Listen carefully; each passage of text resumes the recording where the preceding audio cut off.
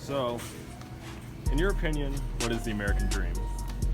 The American dream, in my opinion, it's to live a free life, man. Honestly, that's the American dream. Everybody is looking for some sort of freedom, in one aspect or another.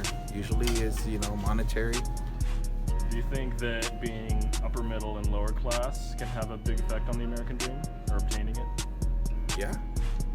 I mean, honestly, in this day and age, is if you ain't rich, man, you're not going to accomplish your American dream. I mean, in this society, it's all about, who has the biggest house or the newest car or stuff like that. Middle and upper and lower class, they get pushed down. They're not wearing, the fanciest clothing or the most modern things. They don't go up there with the rest of the people. They get looked down upon. And I mean, I see it everywhere. Yep. Okay. Compared to 20, 30 years ago, do you think that the American dream is harder to obtain? Oh yeah, definitely.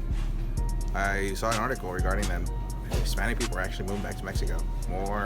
There's a higher rate of Mexicans moving back to Mexico than coming in, because it's increasingly difficult to accomplish the American dream. And now that people are becoming more and more racist, it's making it even harder.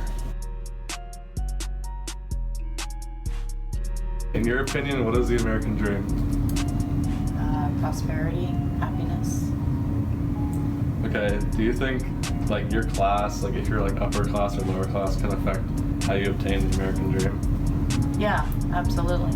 Because I think if you come in at the bottom and you don't have skills, you don't have the ability to get the skills through education or that sort of thing, then you tend to be stuck maybe in lower jobs where you have to work more than one job to achieve the American dream. And then if you're upper class, you've got more opportunities, so you tend to maybe achieve it in a different way, easier, less manual labor, less jobs, that sort of thing. Okay. Is the American dream harder to attain now than 20, 30 years ago? I don't think so. I think if you have drive, you're going to be able to achieve it either way. But I think it's a personal thing, right? What your dream isn't the same as everybody's. And so for some, the American dream might just be security, right? Safety, from where they're coming from. And so that might be easily achieved without having to work super, super hard. So it's probably the same, I would think. Okay, what does being an American mean to you? I'm super proud to be an American. When they ask us to stand up and do the pledge, I actually get a little offended when I see people not doing that. And I think today's youth, not all of them, but many of them don't really understand what it means because they've grown up in privilege. To me, American dream is being able to come here. I think Americans a lot of times take it for granted, how good they have it here. The worst day in America is probably better than the best days in half the countries in the world.